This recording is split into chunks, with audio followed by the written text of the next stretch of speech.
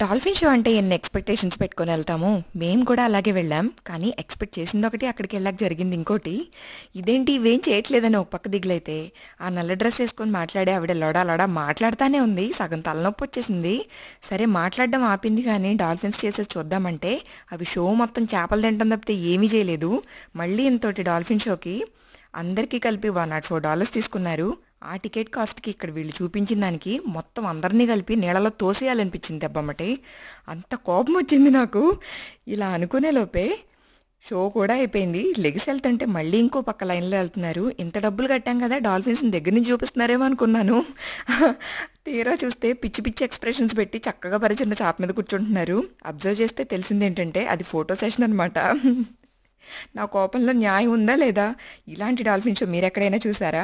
చూస్తే కింద కమెంట్ చేయండి. Like and subscribe.